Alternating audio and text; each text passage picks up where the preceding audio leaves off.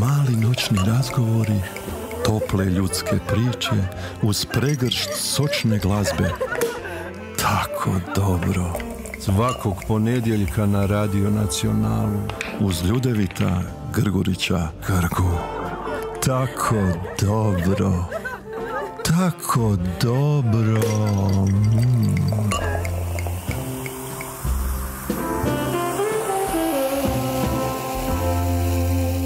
Pa lijep pozdrav svima, ja sam Ljudevit Grgurić Grga, a večeras će s nama u društvu biti naša Renata Sabljak. Renata, dobro nam došla.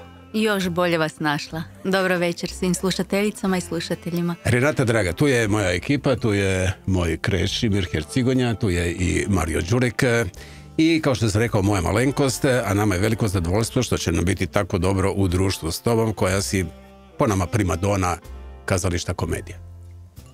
Pa hvala na komplimentu. Rođena si u znaku blizanca. Da. 2.6. Da. Kakav je znak blizanac? Pa, ne razumijem. Jesu ti kad rekli ljudi ono da si kao dvolična jer si kao u znaku blizanca rođena? Pitam ti to zato jer ne bi vjerovala, ja sam isto blizanac. Rekla bih samo oni koji su površni, to tako. Gledaju na te blizance. Da. Dobro. Ali mislim da si jednom sebe definirala u 3 riječi. Sad ću ti ih citirati. Teška, zahtjevna, jedinstvena. Pa, ima nešto u tome, da. To bi se moglo tako definirati Renatu Sabljak. Što znači teška, što znači zahtjevna, ovo jedinstvena, naravno to znamo. Ako sad to gledamo u odnosu na posao, onda je to zapravo i je istina na neki način. I onda su to i dobre osobine. Nekad su dobre, nekad su loše, kako kad. Mislim, dobre su zbog toga što ta upornost da u poslu budeš uvijek bolji od samoga sebe i da ideš naprijed i da nisi u nekoj stagnaciji. A ako su to te 3 riječi koje to karakteriziraju, onda možemo to tako. A opet s druge strane, biti težak, znači očekivati od drugih ljudi da te prate. Da prate, a nekad ne mogu baš svi, onda to blizanca malo iznervira. Da, malo ga katapultira u neke sfere. Ali ima još jedan razlog zbog kojih navodno ponekad izluđuješ ljude oko sebe, a to je pretjerana briga. Da. Točno? Brinem za ljude, da. Da? Da. I za one koji su unutar obitelji i za one koji su u tvom okruženju? Da. Dakle, i za ljude na sceni i da, brinem za ljude. Što bi rekli, sad bi legla dobro pjesma Mama Mia, ti si Mama Mia za sve. Ja sam Mama Mia. Možemo onda malo zapjevati uz Mama Miju? Može. Tako dobro. Sad je jedno pitanjce, možeš, nek ostane među nama, omiljeni partneri. Među nama. Naravno. Ne može ostati među nama kad će biti u eteru. Ovo je naša kapelica i ovo samo. Koji su ti omiljeni partneri? Na sceni? Na sceni, da. Da. Ima ih puno. Ima ih puno, zaista ih ima puno. Zaista ih ima puno.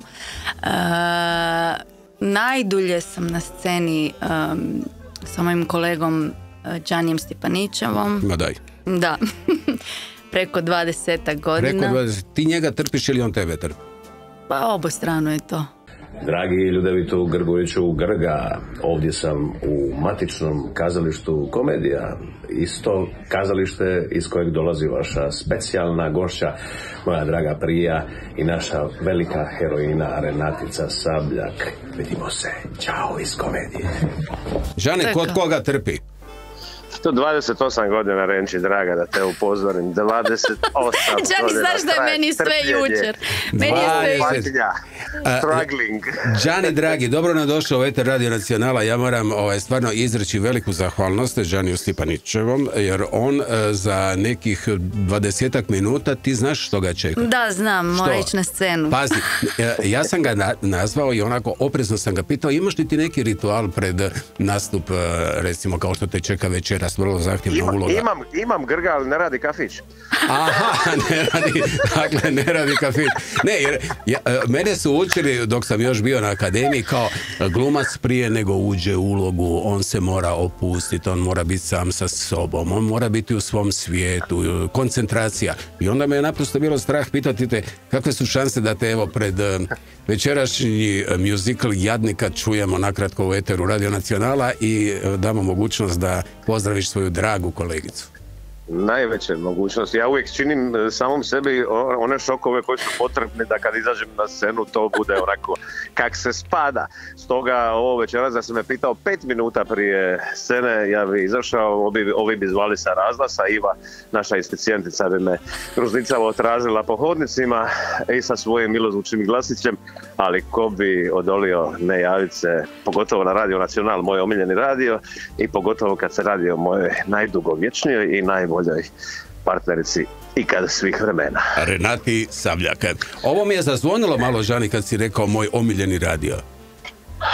Jel to iz kurtoazije ili to stvarno voliš taj radio? Zato što ja imam memorirano samo to i nemam ništa drugo, ne slušam nikakve druge. To je, zna se, slijednik čega po onome što je taj radio predstavljao tamo krajem 80-ih godina, a i ovaj vaš je na tragu toga da to postane definitivno, samo što ljudi nisu ovu tehniku, nisu ovladali tehnikom, ali nećemo sad pričati o vašem radiju koji je fenomenalan, i uj fuj i sve, i vremenska prognoza i zločesti starci i Zoki protiv Plenkija i tako dalje.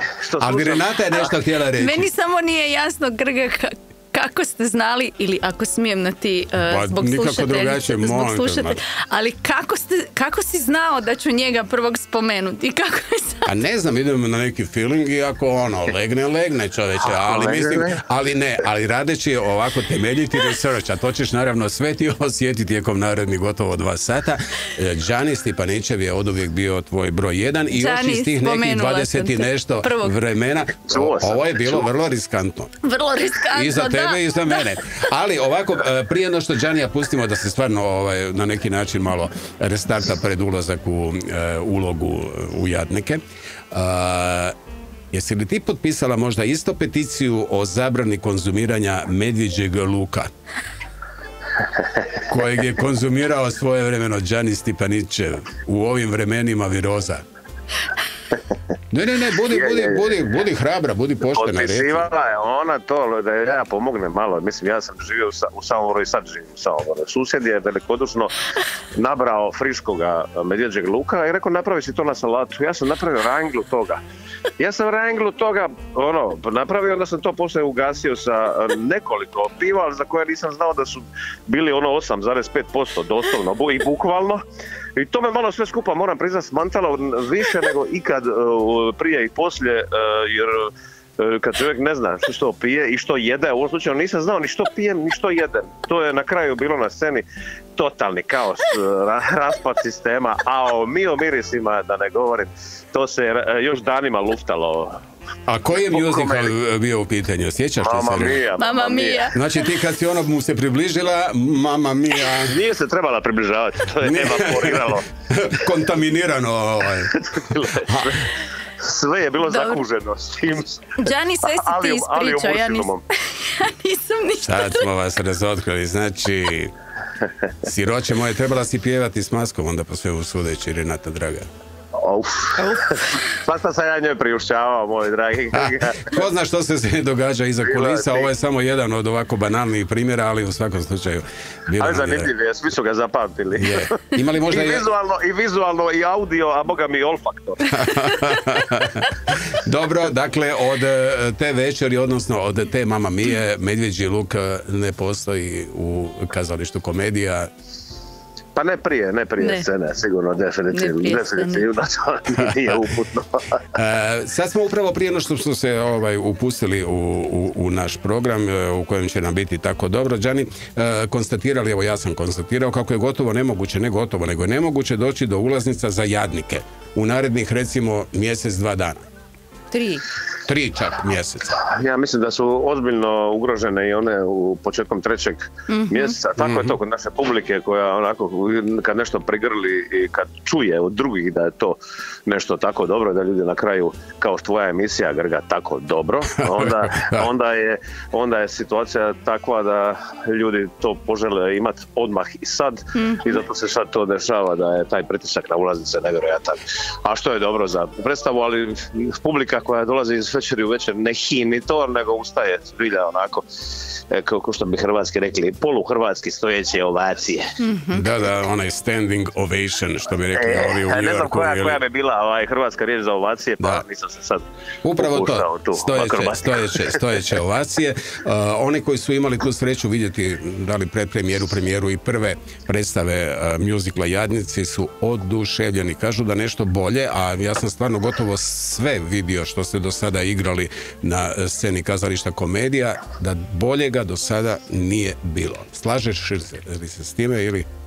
Pa ja mislim da kompleksnije, prije svega, veće, grandioznije, opsežnije, oni koji poznaju kazalište Komedija iznutra i izvana, koji poznaju naš građevinski objekt, na to mislim, arhitekturu kazališta, ne vjeruju što vide, jer ne mogu vjerovati gdje nestaju te kulise i gdje ti ljudi vrše presplake koje su jako brze i toliko promptne da ljudi dobijaju sjede pred toliko predstava, 14 presplaka neki imaju članovi ansambla, dakle glume ovo i ono i u svakoj situaciji, a nemaš gdje, nego su i štenge zauzete, nego je zauzet svaki mogući prostor, prolazi i sve skupa nevjerovatno da se to posložilo u ovakvim neuvjetima kazališnim kakve mi imamo.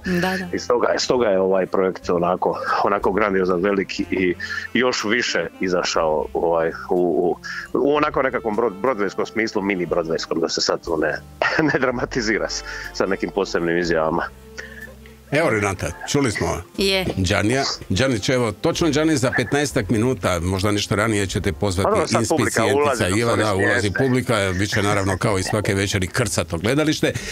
Čestitamo od srca, radujemo se mogućem dolasku naravno u komediju i užitku u mjuziklu Jadnici. Pozdrav cijelom ansamblu, svima koji su zaslužni za ovaj veliki uspjeh, još jedan u nizu onih koji oduševljavaju sve one koji vole dobar musical. A mi se vidimo Đani sutra na Silvestrovskoj izvedbi. Vidimo se na Starom letu, a samo moram reći to da Grga, tvoja večerašnja gošća, ako nije u punoj veličini, onda je barem zavrijedila jednu malu bisticu već do sada sa svojim radom, a di je još penzija ispred nje. Tako da moj duboki naklon mojoj dragoj prijateljici, velikoj heroini ovog kazališta, i ne samo to, nego ona je sa svojom umjetnošću i sa svojim glasom i sa svojim načinom na koji donosi svaku pjesmu, bilo što da je ponudiš, ona će telefonski imenik obogatiti, oplemeniti, napraviti ga emotivnim. Što bi rekli... Jedno čudo koje će se tek izučavati kasnije. Za generacije, ko što se Sandu izučavalo Langerholz, Renato Sabljak, tako to sam uvjeren i sretan sam što sam dijelio sve ove godine. Pozornice, vi što hoću s njom. Lijepo, Đani, hvala.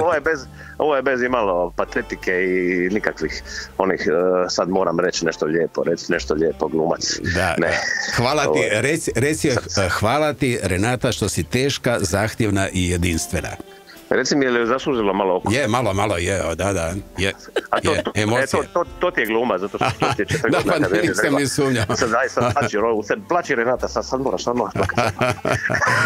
Đani, dragi, hvala, velika hvala što si odvojio evo ovih nekoliko minuta pred večerašnju predstavu. Pozdrav još jednom svima i do slušanja, naravno. I svako dobro svima u novoj, jer će ovo biti vjerojatno emitirano i u sljedećem. Tako je. Sljedeću nedjelju. Repriza u sljedeću nedjelju, sve znadeš. Hvala ti, dragi Đani, veliki pozdrav. Dragi Grga, Bog. Bog, Đanko. Pusa velika. Bog, Đani. Evo, to je bio Đani Stipanićev. Pogodila si odmah na prvu sridu. Kao djevojčica si navodno sanjala biti balerina. Da. I šta? Grub život, nije to za tebe, ili? Ne, zapravo smiješno. Jedna pričica, anegdota. Da, baš sam željela biti balerina i neobično, ali kao mala sam voljela gledati dokumentarce i bio je jedan dokumentarac o Maji Plisecke. Maja Plisecka je, da, Ruskinja koja je obilježila jednu cijelu epohu baletne škole. I tako. I ona je, naravno, taj dokumentarac je govorio i o Labuđem jezeru i o teškoćama i grubostima. O tome što jedna balerina sve zapravo treba proći i što prolazi kroz... Da bi postala vrhunska balerina. Tako je, i taj dokumentarac je zapravo meni potpuno promijenio sliku o tome tko su balerine i samo sam odjednom prestala plesati. Moja mama je došla do mene i rekla, otvara se u Samoboru baletna škola, i konačno je bila presretna, jer tamo gdje sam ja odrastala nije bilo ničega.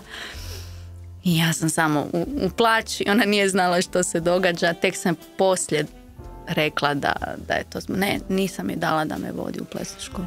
Da, ali za svaku umjetnost je potreban veliki trud i naravno škola. Je li tako i u pjevanju? Je. Pa u svakom poslu. Ok, i uđeš recimo u školu pjevanja i to te kao dijete raduje. Postoji li neka dobna granica do koje je to radost, veselje, a onda se shvati da to postaje nešto ozbiljnije što traži ono što si i na neki način rekla za sebe, a to je da si teška, jedinstvena i da želiš najbolje? Pa ja mislim da je to svako ko se uopće počne baviti tim i ko krene tim putem osobno. Da je to jedan osobni put. Kada se dogodi ta granica. Obično se pjevači, ako uče klasično pjevanje, kod nas krenu sa 15 godina u te pripremne razrede, onda to traje 2 godine, onda se upisuje srednja škola i onda ideš na akademiju ako učiš klasično pjevanje. Druge vrste pjevanja se kod nas ne uče, dakle mi nemamo nekakvu školu za musical ili školu baš instituciju koja bi se bavila glasom. Tom jedinstvenom Tako je. Ja predajem na Akademiji dramske umjetnosti glazbeni izraz glumcima, pa im tu pokušavam pomoći. Približiti. Tako je, ali mi nemamo recimo školu za musical. Dakle, mi imamo klasično pjevanje i oni koji su... Znači, pod hitnom bi trebalo otvoriti neki odsjek. To se već godinama priča. To je vrlo kompleksna, umjetnost, jer tu je potrebno naučiti i koreografiju, i pjevanje, i glumu. Dakle, po meni jedno od zasigurno najzahtjevnijih umjetnosti u kazališnom svijetu. Moram te još nešto pitati. Pjevaš li danas često, što se smješkaš? Čekam. Pjevaš li i danas sama sebi, ja sam Eros onoga svijeta? Obožavam tu operu. I pjevaš sama sebi? Pa ne pjevam, ali pjevam. Kako to zvuči kad ti sama sebi pjevaš ja sam Ero, kao ono što na nebu sjavi? Meni je Mlinar Sima, recimo, najbolji iz opere Eros onoga svijeta. I što ti pjevaš onda? Grblje voda, žrvnji rokću, kašike ko klopci klopću. Recimo to... I tako ideš po kući i pjevaš? Pa zašto ne? Škvadron. Ne, moji sinovi ne vole kad krenem pjevati, jer onda misle da moram ići raditi. Za tu ljubav prema Eri je navodno zaslužna tvoja majka? Moja mama, da. Ona me vodila u kazalište, na balet, na opere. Čekaj, ti si čak i na audiciji nastupila s Đulinom pjesmom. Da, na prvom pljesku. A u žiriju je bila Josipa Lisac? Je. A to znaš da je Josipa Lisac snimila Đulinu pjesmu? Ne znam. Da, trebaš to čuti. Ozbiljno? Da, najozbiljnije. Upoznaćeš me onda s tim. Da. Imaš mogućnost, evo, čak malo i uguglati na YouTube-u, to se baš nešto ne zna po broju pregleda, ali dakle, Josipa Lisac, koja je bila u žiriju, pred kojim si ti izvodila Đulinu pjesmu, je također snimila taj uradak. Često se spominje brat, pa ga sad isto moramo na neki način spomenuti, jer kada si počela svoju karijeru kao 15-godišnja pobjednica natjecanja Turbo Limač show, zato je bio na neki način zaslužan upravo tvoje Buraz. Njemu sam išla na živce, stalno sam po stepenu. Po stubištu, jer je tamo jeka, bila je jeka, i onda kad pjevaš sve ječi, divan ti je glas, oblikuješ ga tako, kao u studiju kad možeš 1000 gumbića, znavaš, kolega za kojeg smo snimali džingl. Da, to je to. Yeah! Hvala ti na džinglu kojeg si nam snimila, to ćemo naravno puštati tijekom narednih x mjeseci u novoj 2025. godini, ali ovo znači Buras te prijavi na Turbo Limač. Da, na audiciju. Na audiciju i ti odmah... A nisam htjela ići. Ideš. Ideš mi na živce, ideš. I pobjedila. I tak se dogodilo. Tak se to dogodilo. Ja sam te prvi puta vidio, to sad moram priznati isto tako, pa sam se vratio u ta neka lijepa vremena, u Jadran filmu. 99. godine kada si nastupila na Dori. Sjećaš se ti te 99. godine? Jel to i kako sada ići dalje? Da, a bila si utremirana žešće, priznaj. Jesam. Jel da? Jesam. Ja sam rekao, Isuse, jako sam imala tremu. Hoće li ona to izdržati? Da, a znaš zašto? Ne. Zato što je orkestar bio sa... Da, Alan Bjelinski s velikim orkestrom. Jedne strane i mi nismo tad imali in-ear i ono da se čuje, znači nije bila nije bilo tih sluškica u ušima. Nije bilo tih sluškica i onda si imala zvuk je delay, jasno. Nisam znala da li sam uopće u tempu. Sve znam. Uglavnom, podsjetit ćemo se te izvedbe, ali nisam htio uzeti tu iz Jadran filma, nego ona koja je zaživjela kao spot. Dakle, mostovi okruga Madison, ne znam jesi vidjela kako su to oslikali. Da. Inače, meni je jedan od najdržih filmova Clinta Eastwooda iz 95. Da. Clint Eastwood i Meryl Streep. Sjajna priča koju treba vidjeti kako je ona sa tim nekim sentencama iz tog filma zaživjela upravo u toj pjesmi i kako sada ići dalje. Pa Renata, to moraš vidjeti. Da moram. Ajmo se prisjetiti te pjesme. Može. I kako sada, kako si rekla, ići dalje. I bez tebe živjeti. Ajmo. Tako dobro. Da, kako sada ići dalje i Renata Sabljak, Dora, 1999. godine, pjesma... Kao jučer. I kako sada ići dalje. Da, glazba Željen Klašterka, tekst Marin Bukmir. Da, i 2000. si također nastupila na Dori i onda ste se nekako Željen i ti izgubili. Ti si naprosto otišla... Na akademiju. A nikad niste iskomunicirali što se dogodilo? Pa, ja sam... Priznaj. Znači ovaki. Golubice mala, odlepršala si. Da. Pokojni redatelj Žiro Radić, Tomislav Radić. Radića ćemo se kasnije dotaknuti. Imamo mi ovaj slijed po kojem idemo, draga Renata, a imamo i čovjeka koji bi želio sada iskomunicirati ta neka prošla vremena. Željen Klašterka. Željen Klašterka je s nama, dakle autor skladbe koju smo upravo čuli i kako sada ići dalje. Lijep pozdrav, Vuki, dobro nam došao. Evo, ja sam ti dao uvod, dakle vraćam te u ta neka prošla vremena. Evo. Tih 20 i gotovo 5 godina unatrag. Da. Ne, jučer, to je bilo jučer. To je jučer bilo. Dakle, otišla je Sarme, probala nije. Tako je, otišla je Sarmu, probala nije. Najela sam se ja Sarmi i previše. Evo Vuki, ovo je jedinstvena prilika da se vratimo 25 godina unatrag i da vas dvoje napokon lijepo ovako, samo među nama naravno, propitate što se dogodilo prije tih 25 godina. Pa evo, ja ne znam, mislim, onako, Renatica je nestala u jednom momentu, ali čak u prvo vrijeme sam to i zamjerao, ali naravno da je to sve prošlost i da nisam već nakon nekog vremena je to meni bilo sasvim razumljivo i apsolutno sam shvatio da je išla za jednim drugim pozivom umjetničkim u tom momentu i to mi je bilo apsolutno opravdanje za sve, za tako reći jedan naš prestanak suradnje. A Muki je iz glumačko-glazbene obitelji, Da. Ali oprosti, Muki, samo mala digresija, ne znam da li ti je poznato da ti sad na akademiji predaješ Mukijevom sinu. Znam.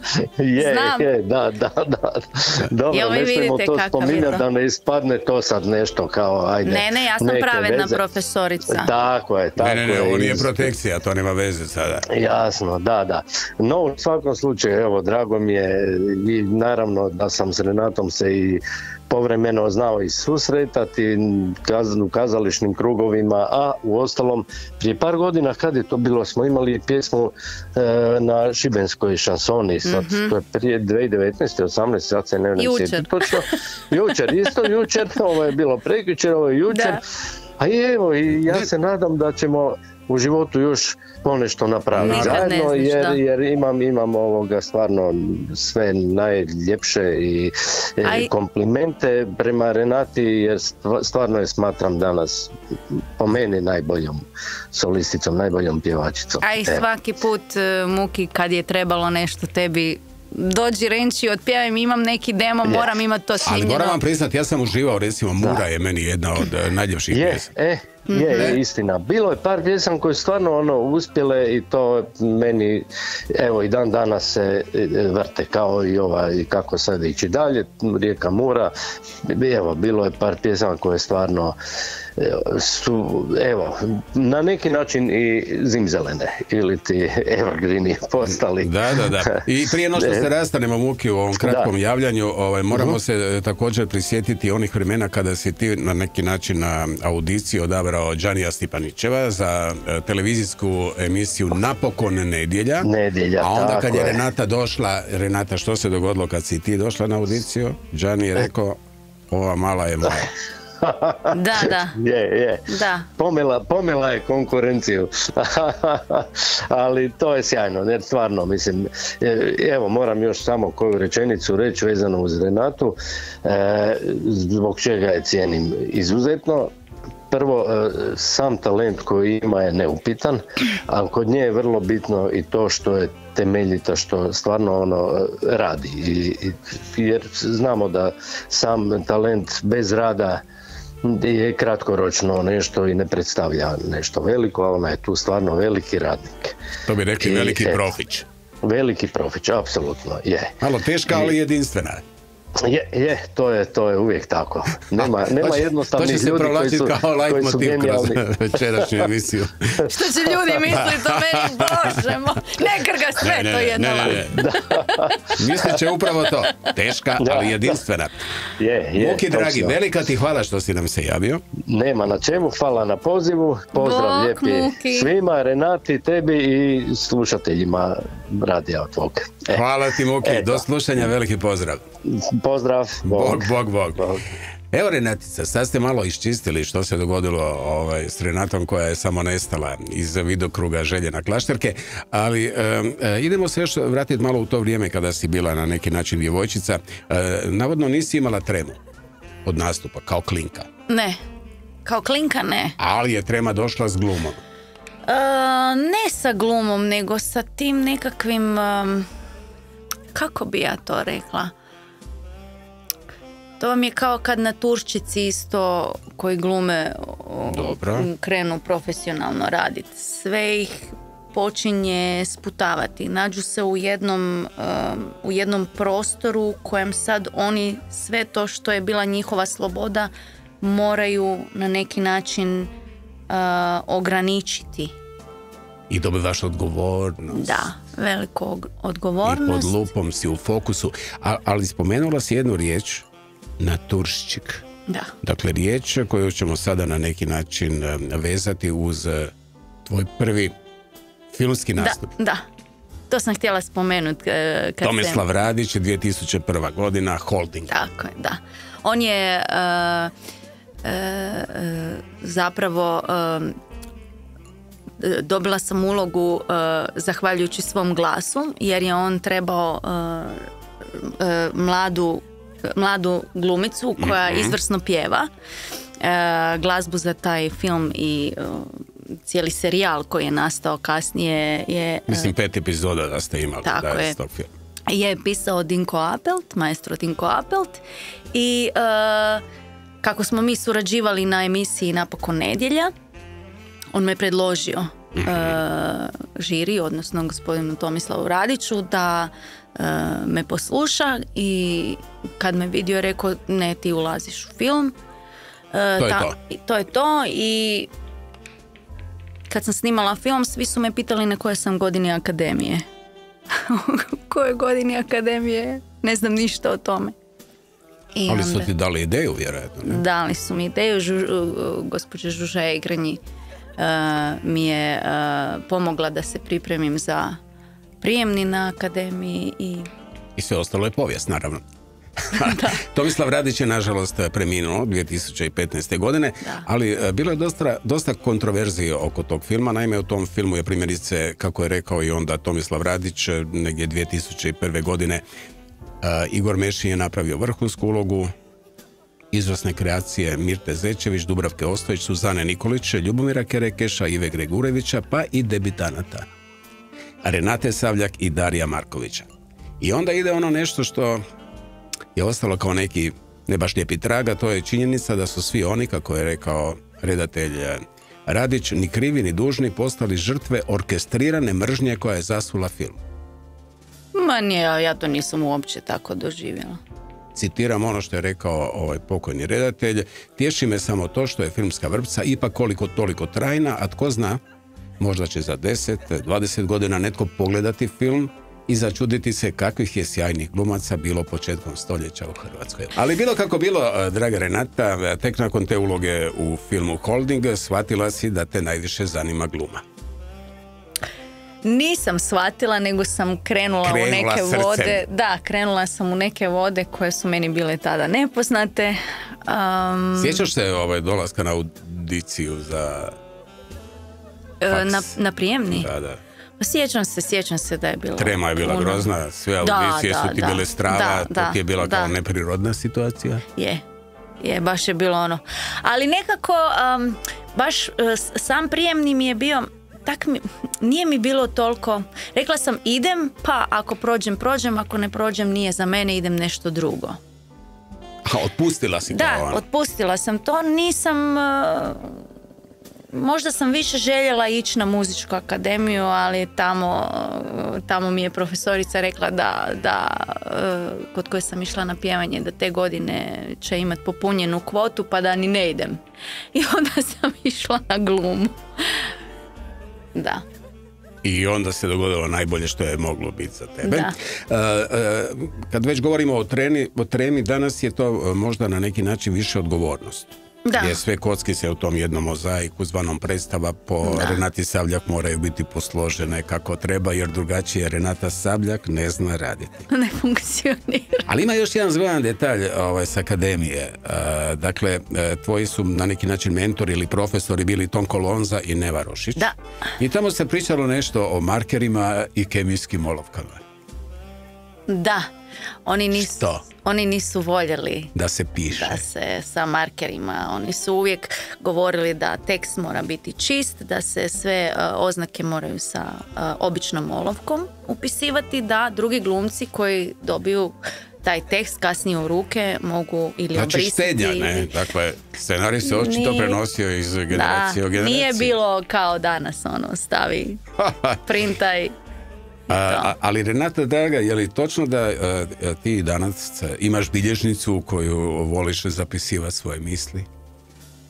Imam ih i više. Ne samo jednu, da. I? Što si danas zapisala ili što si ovih dana zapisala, ako nije taj Nisam stigla ovih dana, je bilo užurbano. Jesu to neke manifestacije, neke kreacije, što je to? Pa kad osjetim potrebu da se nekako izrazim ili da nešto zapišem. Biću glavna rola u Jadnicima. Recimo, a ne to ne. Ne. Nego? Ne. Više kako bih rekla? Jel pišeš recimo misli zahvalnosti? Hvala ti Da, naravno. Univerzume ili whatever?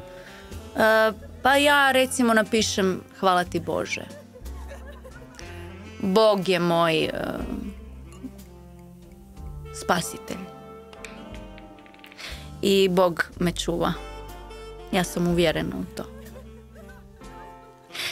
U nekoliko situacija u životu zaista mi je bio potreban i kad sam mu se obratila On mi je Dao ti pružio je ruku. savjet. On mi je pružio ruku. I izvukao sigurnost. te iz Da. tih neugodnih situacija. Da. I mislim da čovjek kad je zahvalan za sve u životu, ako gledamo i na ono loše i na ono dobro, lakše prolazi kroz taj život. Jer on nije jednostavan. Nije jednostavan nikome. I zato volim zapisivati takve stvari. Nekad poeziju, nekad neki prozni tekst, ali ne smatram se umjetnikom u tom smislu. To su neke moje misli koje ja zapisujem. Ne znam gdje sam to rekla, ali zaista si temeljin, Grga. Ali da. Svako ima neki svoj ispušni ventil, ne? Dobro, ali ja ovo ne bih nazvao ispušnim ventilom. Dakle, to je naprosto... Ne. To je potreba. To je da. potreba. Ima još jedan detaljić vezan uz tvoju edukaciju, pa bih volio samo na kratko da mi pomogneš to osvijetliti, a to je da si zadnji semestar slušala u Americi. Da, profesor Borna Baletić nas je. Pa mi smo bili, ja mislim, prva generacija studenata na akademiji koji smo išli u razmjenu. Da, i oni su onda došli kod nas. I dođeš ti u Ohio. Da, u Ohio. Sa svojim kolegama Živko Anočić, Amar Buk, ne, nije bio Amar, Živko Anočić, Mislav Čavajda, Petra Dugančić, Jelena Veljača, Petra Dugančić, koga se još nisam spomenula? Savljak. Saša Božić, Renata Savljak, Borna Baletić. To je jaka ekipa. Da. Mi smo bili tamo. Što je rekla vaš kvadar u Americi kad ste se upoznali? Pa... Jer oni uopće, jesu znali oni otkud vi dolazite? Znali su, ali kad su dolazili prema nama, bilo je zapravo zanimljivo kad smo se to je bila spuštali razmjena kao, vidite vi Ohio, oni iz Ohio u Zagreb. Nisu u Zagreb, nego smo zajedno bili na Dubrovačkim ljetnim igrama, kao studenti. Pa to je bingo za njih bio. Kad smo se spuštali autobusom prema Grodu, Grodu. Oni su mislili da je to kulisa za neki film, da je to set. Oni nisu mogli pojmiti da je to zapravo... Kako su doživjeli ove dvosmjerne ceste? To imala prigode s njima doživjeti, recimo, dočekaš ih na aerodromu ondašnjem Pleso i onda ih voziš prema Dubrovniku, ideš s njima, mrtvi od straha. Nismo, ja se sjećam gospođa Eileen Ford, recimo gospođa koja je imala svoju jednu modnu agenciju, onda smo je mi dočekali, budući da smo išli na Rab, dakle žena je bila mrtva. Ona nikad nije naučila da postoje dvosmjerne ceste, tamo je ono highway i pereš, ne? A sad njoj odjedanput dolaze u susret, ona je bila siroče mrtva. Još kao za vraga u tom kanalu prema Rabu se dogodila nevera, tako da je ona doživjela Indiana Jones u život. To me čisto malo asociralo na ovu ekipu koja je došla iz Ohaja. Da, nisam I šta, obratila pozornost. Oni misle da su to kulise, ha? Dubrovnik. Zidine, da su to kulise za neki film. I onda smo i mi objašnjavali da to nisu kulise, da je to... Su oni uopće svjesni koliko je naša kultura stara u odnosu na njihovu 200 i nešto godina i sad dolaze u nešto što je... Pa iskustvo zapravo to dolaska ovdje im malo vjerojatno raširi vidike na sve to. Ali to su bili mladi ljudi, studenti. Da. No dobro, nije za zamjeriti. No dobro, iako danas glumiš i pjevaš u najvećim domaćim mjuziklima, tu formu navodno ranije baš i nisi nešto voljela. Ne. Jel' da? Nisam nikad mislila da ću biti u mjuziklima. Ti sad zamisli prije 26 godina se pitaš, čekaj sad malo, ovi pjevaju, pa zašto onda oni pričaju, to je tako išlo? Ne, nego jednostavno kao forma mi nije bila dovoljno privlačna u smislu same umjetničke vrijednosti. Kako sam išla u kazalištu pa sam slušala opere, gledala balete i musical kao forma me nije privlačio. To ti je bio onak neki auzmeš, reklo bi se, malo priče, nisam pa malo plesa, pa malo pjesme. Nisam ga poznavala. I kad ste se upoznali? Kad sam ušla u komediju. U komediju. Da. A kad si ušla u komediju, nastupila si u mjuziklu Mali dućan strave. Da, to je bio Sjećaš moj prvi. se toga malog dućana strave? Sjećam ga se, kako ne. To je bio moja prva predstava u mom matičnom kazalištu. Vlado Štefančić je bio taj koji te prepoznao, ili? On me zapravo zvao za kosu mislim za kosu ili nešto je bila, ne sjećam se ili koja je... Jesus. Ne, nije bio Jesus, Jesus je bio Znači prije. kosa, okej. Kosa je bila, ja sam išla na Jesus gledat ga, sjećam se da sam gledala Džanija u tom prvom Jesusu u Lisinskom, ali sam ja tad bila na akademiji, mi prve 2 godine nismo smjeli ništa raditi i onda nisam išla niti na audicije, niti rekla sam gospodinu Štefančiću da ne mogu, da Okay. ima... Znači priča s mjuziklima počinje od tog malog Od dućana. malog dućana, da. Strave. Mali dućan strave, da. Ali ja sam odabrao sad jedan broj glazbeni iz mjuzikla Jalta Jalta. Što će biti sutra? Pjevala si i u Jalti? Da, Ninu Filipovnu. Da. Malo prije je Žani spomenuo Sandu Langerholz. Da. Pazi, mislim, žena koja je otpjevala 500-tinjak puta Jaltu, a da nije imala alternaciju. Je li ti to poznato? Da. To je strašno. Da. Svaka čast. Da. Hoćemo poslušati Jaltu? Može. Hajmo. Tako dobro. A Renata Sabljak je s nama. Što bi rekli, što ga opari. Iznenađuješ me, Grga, jer nisam znala da postoji snimka u kazalištu, nema moje snimka. Postoji sve kad čovjek traži, nađe. Da, to je vjerojatno. Ali ovo je sjajno, ovo je stvarno sjajno. Renata, draga, angažman u komediji zapravo i nije posao. Rekla si jednom prigodom da je to ljubav, da je to tvoja duša. Da, to je poziv. Je bi mogla pjevati u nekom drugom kazalištu ili je baš komedija kazalište u kojem želiš, kao recimo Modrić, završiti karijeru u Real Madridu, komedija? Nikad ne znaš što ti život nosi, što ti čeka, što je iza ugla. Vidiš koliko smo sad pričali. Dođe halos Broadwaya. Nikad ne znaš. Sve mogu. Zaista nikad ne znaš. Samo ovisiš, mislim, o tebi ovisi kojim smjerom, što želiš. Ali baš, evo, ako smijem reći kako si me podsjetio samim ovim istraživanjem, koliko je moj put bio potpuno neobičan i nekako drugačiji, kako sam se slučajno našla negdje, a nisam se slučajno našla. Da, netko me vodio. Netko me vodio, da. Možeš slobodno ga prozvati još jednom. On, Bog, da. Sinkronizacija crtića. Da. To ti je navodno posebno zadovoljstvo. Posebno. Obožavam. Kao možeš doći u pidžami, našminkan. Da, mogu doći u aksicama lijepo. Lapicama. U svojim tajcama. Mucastoj majici. Ali oprosti, iako u životu možemo reći kako nema slučajnosti, ipak je to bila jedna velika slučajnost. Krenuti u sinkronizacije, naime, tu je netko od koje, nažalost, isto nije s nama. Da. Ivana Wagner. Da. Jedna... divna jedna žena. Da, nepreželjena, da. Žena, redateljica, mogla bi sad puno pričati o njoj, toliko je toga znala, ali je najviše znala prepoznati isto radnike i ljude koji su koji mogu i koji naravno su u našoj branši. Uvijek je voljela zvati glumce u svoje projekte i tada kad je još Disney kod nas baš imao posebnu regulaciju, kad su se glasovi još morali slati opet u London. Opet spominjemo audicije i to vrlo rigorozne. Vrlo rigorozne audicije su tada bile, glasovi su se slali u London. U Disneyev studio. Tako, i odobravali su se.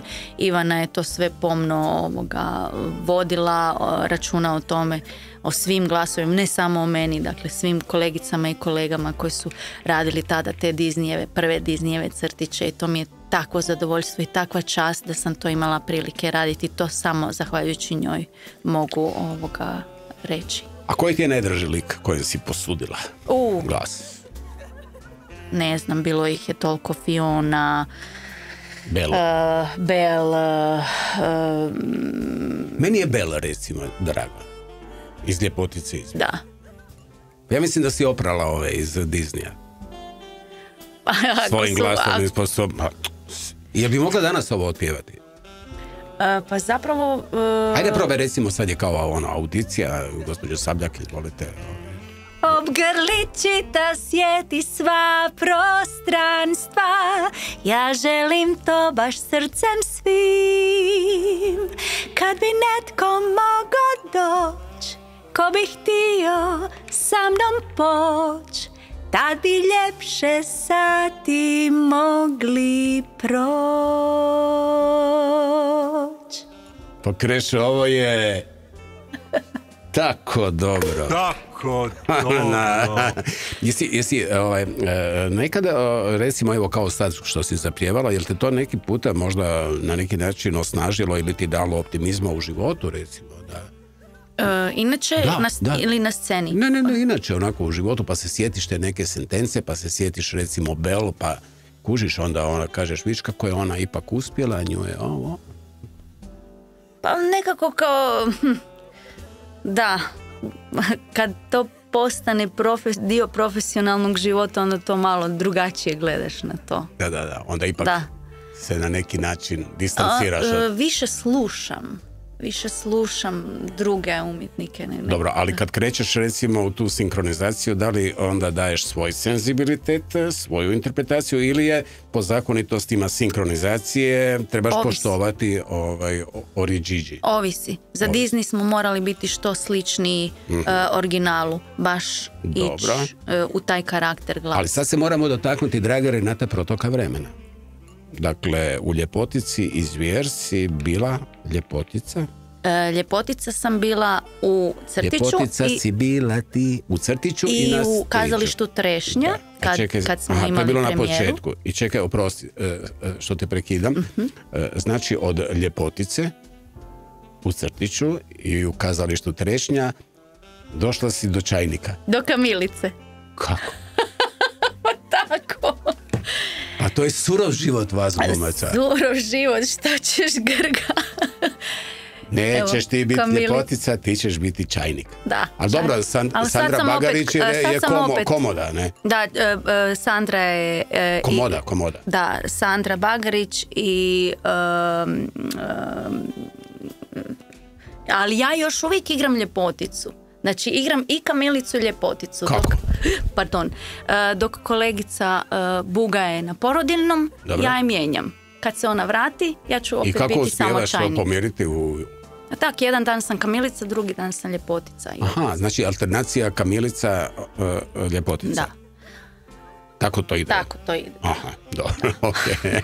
Ali ja ti moram reći, evo, sad kad smo se dotaknuli te prolaznosti vremena, iako se u jelu nikada nisi štedjela, to je točno. Da.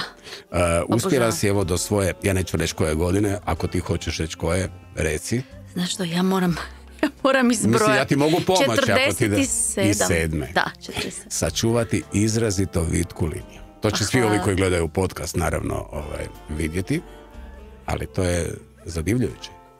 Imaš neku samodisciplinu ili je to, ne znam, taj tvoj metabolizam čudesni? U čemu je tajna? Pomogni mi.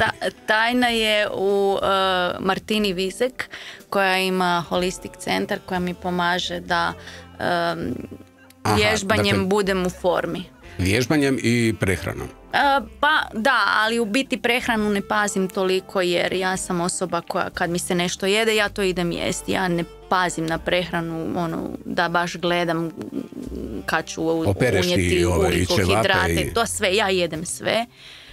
Slušam svoj organizam i svoje tijelo, kako mi kaže što želi, ja to konzumiram. Ali imam informaciju, reci, a Martina mi pomaže da onda vi to malo razgradite, izreguliramo kalorije. Koliko potrošiš, toliko možeš onda unijeti, klasična varijanta. No, navodno ti je omiljeno jelo ono skuhano. Da. S ljubavlju. Da. Točno? To se osjeti, da.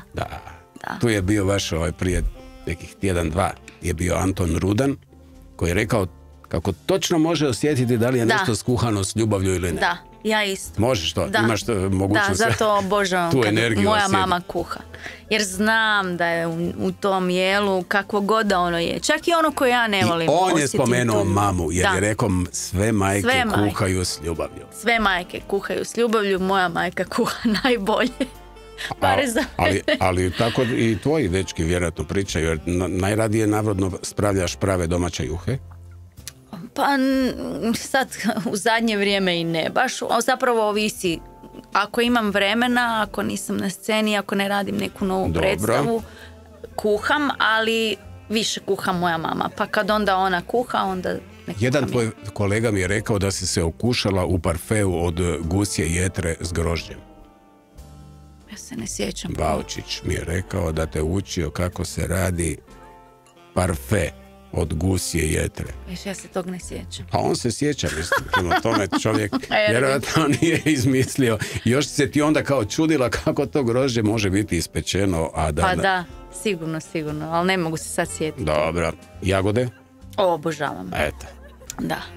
Ima još nešto što pamtiš zasigurno s razlogom, a to je okus i miris bakinih štrukli. Joj, da. Štrukli. Mamice su štrukle pekli, mene nisu nikaj rekli. Mamice su štrukle pekli, mene nisu nikaj rekli. Ali u tvojoj se obitelji danas prepričava kako ste vas dvije prvi puta zajedno radili kakao kocke. Baka i ja? Da. Joj, da. Joj, to je bilo katastrofno. Da, prve i... Aj, nikad više. Da. Baka je zaboravila. Isključi to i to pečnicu. Se peklo i kaj smrdi. Nešto smrdi. I onda lidu, vatrogasi. Odoše moji kolači. Ali nisam ti to zamjerila, bakice. Bakica je gore? Da. Baki, pozdrav, naravno. Baka je sad sigurno s nama. Imaš da, malo. Je. Su ti se zasuzile okice. Baka je bila prava. Je. Najbolja. Čuvala me kad sam bila mama. A čuva ona je tebe i dalje, bez brige ti bude. Zajedno sa šefom. Da. Sad ćemo se prisjetiti 15. veljače 2015. Gospođo Sabljak, 15. veljače 2015. godine vi ste bili na premijeri? Ne. Kvizu ne znam kojem. Bili ste, ili ste možda bili na inauguraciji? Joj, da. Joj, da. Šta joj? Predsjednička inauguracija. Ne, nisam se mogla sjetiti što je bilo 15. veljače. Nešto vam govori Kolinda Grabar-Kitarović. Da. A kapela? Velika odgovornost. Da. Međimurska narodna pjesma pod nazivom Dej mi Bože. Dej mi Bože, koja je prije nekih 20 godina iz mraka zaborava izvučena zahvaljujući Dunji Knebel. Tako je. Jesi li imala neku slobodu interpretacije? Imala sam 2 minute. To su ti dali kao 2 minute i... 2 minute, ideš... I peri, to je Krešo Dolenčić naredio točno 2 minute. Da, vozni imaš red. 2 minute i izvoli. Daću ti znak, sve ide u živo, gledate čitava nacija, pa se ti snađi kako znaš i umiješ. Ali moram priznati da je to bila zasigurno jedna od najdojmljivijih i najljepših inauguracija kojima smo prisustvovali. Meni je bila velika čast. Da, baš je bilo ono. Evo, tu je bio i Krešimir Macan koji je došao s onim svojim dubrovačkim trumbunjerima. Prekrasan dan, sve je išlo ko po špagi. Da. Hoćemo se malo prisjetiti kako je zazvučao taj Dej mi Bože i onda suze naravno u očima predsjednice koja je na svojoj inauguraciji. Tako dobro. Renata Sabljak. Renata, ti si meni čudo. Ne, ali stvarno čudo si mi, zato ne možeš se sjetiti 15. veljače 2015. i onda znaš pjesmu od Adeže. Pamtim glazbu. Koja je to memorija? Da. Ali ovako, meni sve bilo jučer. Dakle, onda sad pitaš koja godina i što. Ali s datumima si onak malo posvađala. Da, to mi nije. Da. A hoćeš te možda sjetiti što je bilo 2019. 2019. Ne, a sad ako se ovog ne sjetiš, znaš što, mislite, stvarno ću se naljutiti. Moraš mi malo... Pa opet je Kolinda Grabar-Kitarović u igri. Što je to bilo? Što je to bilo? Joj, da što je to bilo? Pa ljubavi odlikovana si. S čim? S čim? Jesus. Ovo kad čuje ex-predsjednica. Molim te, kažeš, daj mi predsjednicu kako ona pjeva, da malo Renatu podsjetimo, i kad ti kažem za što si odlikovana. Dakle, prvo ćemo čuti kako pjeva predsjednica. Jesi kad pjevala s njom? Nisam. Nisi? Onda sad ćeš malo čuti kako to. Ja uživam u ovoj izvedbi.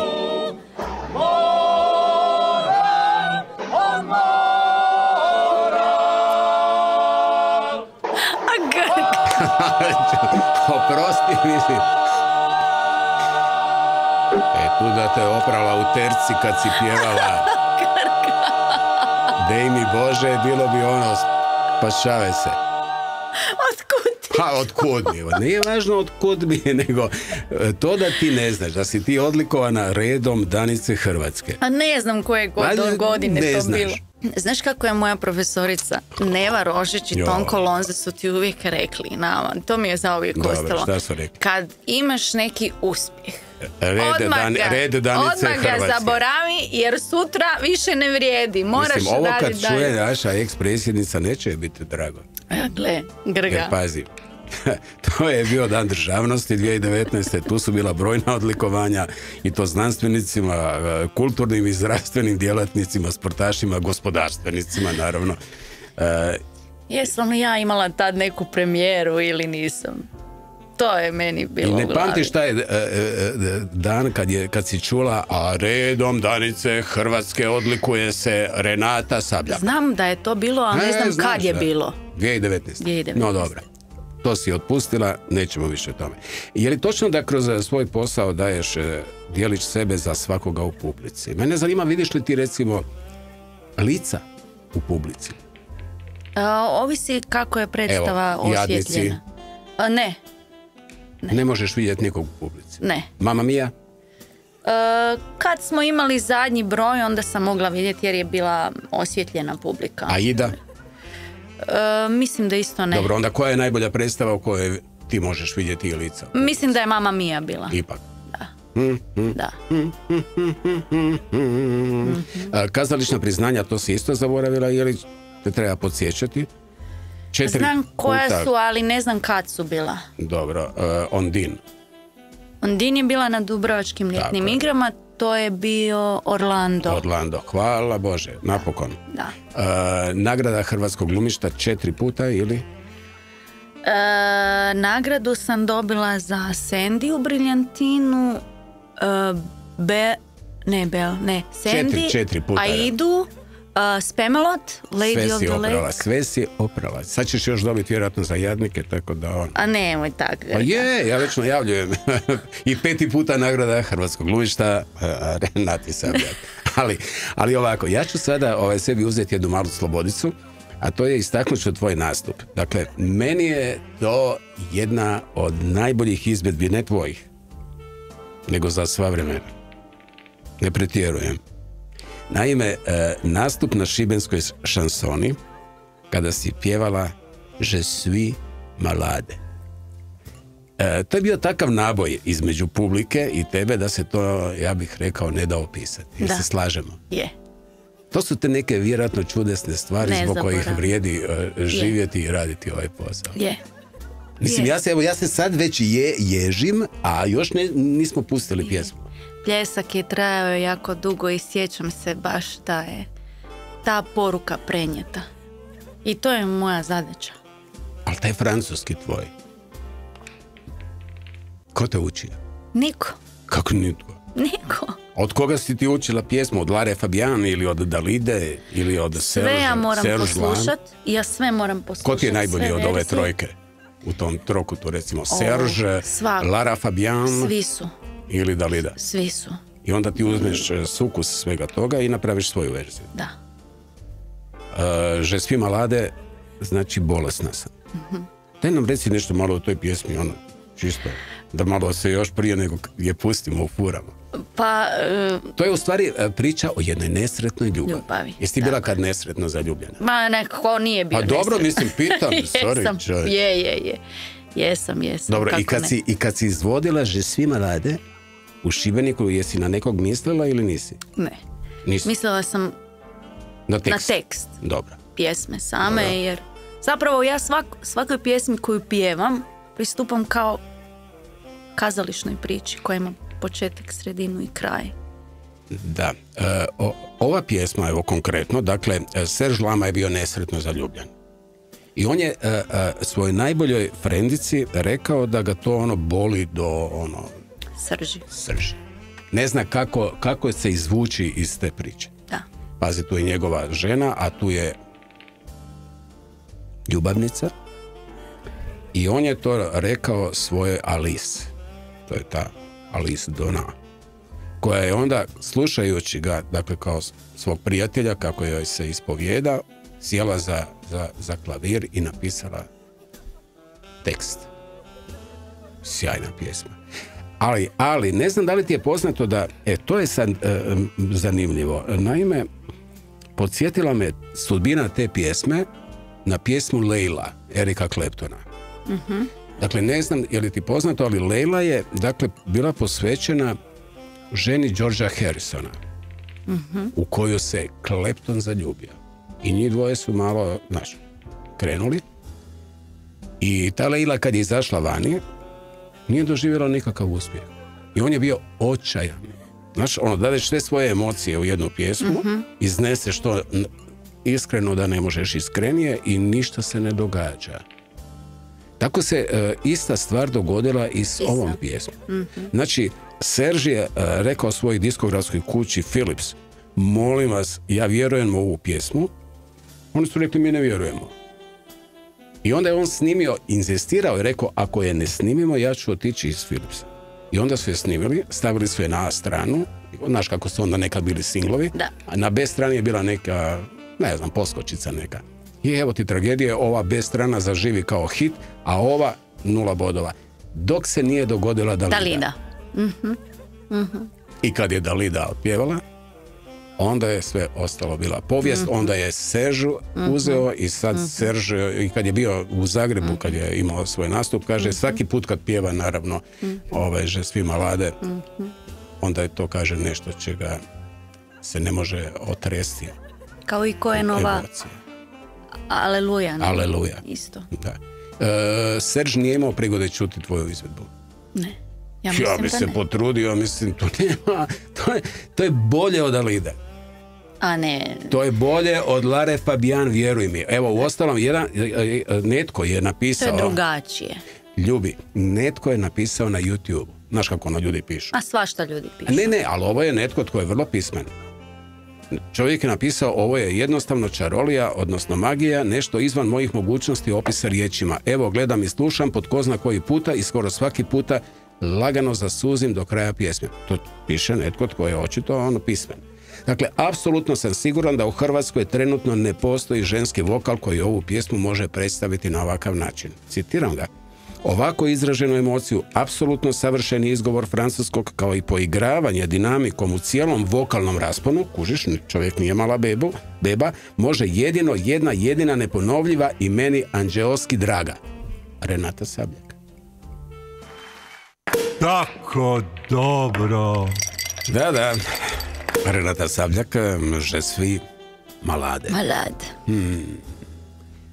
Ja stvarno nisam subjektivan, ovo je senzacionalno. Ali reći ću ti još nešto, pa idemo dalje, naravno. Ja uvijek volim kad imam prigode vidjeti snimku nastupa. Ok, publika je u čudu, ali vrijedno je uočiti reakcije glazbenika. Dakle, ljudi koji sviraju iza tebe, koji uživaju u toj tvojoj interpretaciji, oni koji možda u tom trenutku nisu aktivni u svirci, vidiš osmijeh, čudo, oni uživaju u tvojoj izvedbi že svi malade. Pogledaj si na YouTube-u, nećete više s tim daviti, ovo je stvarno sjajno. Hvala ti. Molim, Renata draga, kao što smo već rekli, ponovno po ne znam koji puta u ovom studiju spominjemo Boga, koji ti je dao talent za pjevanje, za ples, za glumu, i ti si sve to iskoristila. Iako sam negdje pročitao da nisi bila, recimo, pjevačica, glumica, bila bi možda Ksena Ratnica. Da, to je neki intervju, ne znam od kada. Ali neki intervju, ne znam od kada. Otkud ti Ksena Ratnica, mislim? A ne znam, to sam ispalila to se koji kao stopa. fora nek bude, a? Sad onda svi, znaš Renata bi bila Ksena Ratnica. Da. Znaš osobine kakve ima Ksena? Nemam pojma. Ne znam ni ja, ali čim je ratnica, nije se zaigrat s njom, ne? Inače, kako se pripremaš za ulogu? Gdje vježbaš, recimo? Kako ti to sve popamtiš, evo, ovo što mi čujemo? Pa kao i svi glumci koji, ovisi koji je medija, kazališna predstava. Vi ste čuda, mislim, stvarno, mislim, to memorirati. Mi se školujemo za to. Ja bi se mogao školovati. Ne, pa to, mislim... Na 2 faksa ne bi nikad ušao u tu priču, na način na koji to vi radite, ne? Ja sam imala dobre profesore, hvala im. U tome je tajna. Je. U dobrim profesorima. Je, tajna je u dobrim profesorima, u tome kako te usmjeravaju, kako ti učiš od njih, mislim i ti isto na neki način percipiraš da li imaš dobrog profesora ili nemaš dobrog profesora. Ja sam uživala sa svojim profesorima i evo i ovim putem im zahvaljujem što su mi još više usadili ljubav prema ovom pozivu i pitao si me kako se pripremamo. Imamo čitače probe, dakle svi čitav ansambl. Kad ste počeli raditi Jadnike? Evo? Kad su počeli te? Jadnike smo počeli raditi koliko? 2 mjeseca, 3 u mjeseca? 9. mjesecu, početkom 9. mjeseca. Znači 10 dana, 3 mjeseca. S tim da smo 3 mjeseca.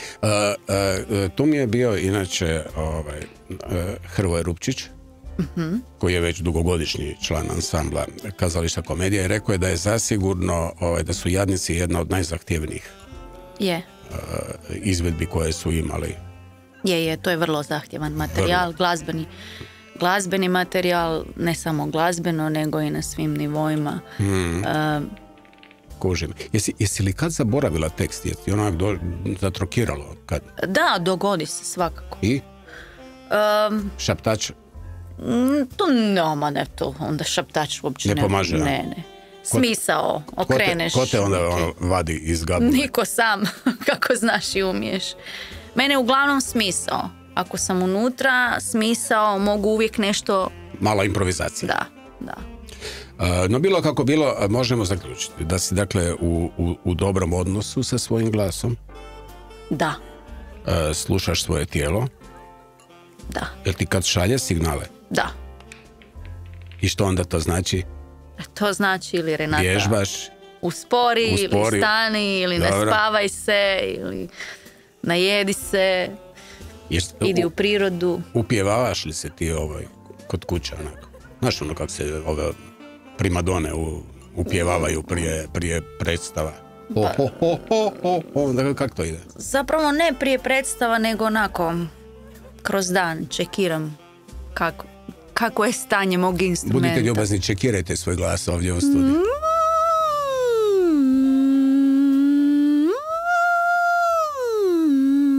Visi koje je doba dana, da li je večer, da li je jutro, da li je ono samo mumljanje. I susjedi imaju razumijevanje. Da, imam savršene susjede. Dobro. Moje Romiće, pozdravljam svoje Romiće. Hvala susjedima. Da, mislim mogu ja sad tu još. Dobro, ali još me nešto zanima, ali sad naravno opet sa tim nekim vremenskim odmakom, a prošli smo dosta tih tvojih faza od početaka, pa evo došli. Da, ima ih. Je li točno da glas s vremenom postaje onako tamniji? Pa sigurno da dobiva jednu punoću, postaje drugačiju dimenziju, da. I je li onda izuzetno važno birati uloge ili ti nisi mogla birati? Tebi što je došlo na repertoar ti si morala pjevati? Nisam ja morala. Ja sam išla na audicije za te uloge. Dobro. Meni niko nikad nije rekao ovo ti moraš. Da kak je to kod vas u kazalištu? Recimo sad, ne znam, evo, imaš ulogu tu i tu. I tvoj suprug će biti taj i taj jer je tako odlučio redatelj. Znaš ono ko u indijskim brakovima, nema tu. Da. Nemaš ti što birati. Naravno, pa ne biramo mi svoje partnere. Zato kažem. Ne, bira ih redatelj ili kuća koja ima nekakvu organizaciju vremena kako će raspodijeliti svoje ljude u kazališnim predstavama, pa da onda neko nije preopterećen, igra u jednoj predstavi, drugoj. I onda ti kažeš, drugoj. joj, opet Đani, ne? Nikada. A nije? Dobro, mala provokacija. Ne, Đani je. Da, on je poseban, da. Je. Prijateljstvo. Prijateljstvo. To ti znači puno. Da. Prijateljstva su važni. Važni su odnosi među ljudima. Da. I to od najmanjih nogu. Da. Odabrala si pjesmu Prijateljstvo? Da. Zašto? Zato što je voli moj sin Luka. Ma daj. Obožava Arsena Dedića. Obožava. I baš ovu pjesmu Prijateljstvo iz te 82. godine, ako se ne varam. Da. Onda ćemo to Lukici Može. pustiti. Može. Evo za Luku, Prijateljstvo i Arsen Dedić. Tako dobro. Uz Ljudevita Grgurića. Grgu. Luka voli tu pjesmu. Mama si postala u svibnju 2008. 7.5. Ti prvi dani majčinstva su bili za tebe, negdje si izjavila, i najljepši i najteži.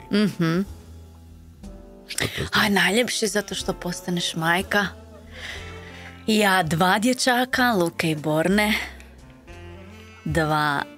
Dvije zvijezde velike. Ali najteži zato što sam se morala vratiti nazad u bolnicu. Jer sam se razbolila u bolnici, morala sam se vratiti nazad, da sad ne duljim priču, ali nisam mogla te prve dane biti s njima, pa mi je to bilo, teško mi je to palo. Je li točno da ti nikada na problem ne gledaš kao na problem, nego kao na izazov? Pokušavam to provoditi kroz život. Hrabra si, samohrana majka. Pa nisam hrabra. Mislim, i mene je strah, uhvati me strah, ne? A što je hrabrost? Ideš kroz to, ideš kroz život, ideš, jednostavno uhvatiš se u koštac sa svim što ti život nosi. Da, ali imao sam prigode vidjeti, dotaknut ćemo sada to, jer je to naprosto nešto neminovno, a nekom će zasigurno biti dragocjeno, kao što je bilo i u to vrijeme kada si se ti, mislim da je to bilo 2016. godine, oglasila kao majka koja pred cijelim svijetom može otvoreno pričati o svemu što proživljava, svim brigama i izazovima koje sa sobom donosi ta najteža i najljepša životna uloga, a tog 4. travnja 2016. nakon svjetskog dana autizma odlučila si podijeliti taj na neki način intimni detalj svog majčinskog iskustva 8-godišnjih tada blizanaca Luke i Borne. Zato što je izašlo iz mojih usta i niko nije mogao to interpretirati na drugačiji način. Jer kad ti nešto kažeš pa onda to izađe iz tvojih usta, onda je to tako. Niko to ne interpretira i ne izokrene tvoje riječi. Na neki način si bila potaknuta pričom jedne majke. Autističnog djeteta koja je u priznanju jedne poznate osobe da ima autistično dijete pronašla olakšanje. Apsolutno, da. Znaš o kojoj je poznato je tada osobi bila riječ na koju se ona referirala, Robert De Niro. Robert De Niro, da. I tada si i ti odlučila javno progovoriti o autizmu. Da. To je životni put. To je životni put koji jednostavno kad kreneš ideš kroz život. Nikad nisam željela da ljudi o tome, kako bih rekla, pričaju sa sramom, sa nekakvim ogradama, zato što je to jednostavno put koji čovjek prolazi kao i svaki čovjek koji ima možda neki drugi izazov u životu. I svaki izazov svaki čovjek ponaosob nosi u svom srcu. I ne mora čovjek koji možda ima neki problem koji je identičan s nekim drugim čovjekom nositi isti put. Ne mora. On samo može sagledati cijelu situaciju iz šire slike. Ali da su ljudi koji su se našli u takvim izazovnim situacijama vodilje koji mogu pomoći ili uputiti, to sigurno da. Međutim, ja nikad nisam htjela biti ambasador toga, jer ja vjerujem da ne postoje ambasadori. Postoji samo ambasadori koji ruše stigme, koji idu kroz život pokazujući da se može. Da se može i da ljudski um nema ograničenja. Da mi stvaramo kao ljudi ograničenja. Sami sebi. A i društvu. Na kraju krajeva. Kakvo je društvo? Društvo je samo zrcalo svih nas koji ga činimo. A mi smo te kaplje, kao što kaže Dobriša Cesarić, koji ga pomažemo tkati. Svojim vlastitim primjerom. I sad neki ljudi jesu za to da budu ambasadori, da probijaju zidove.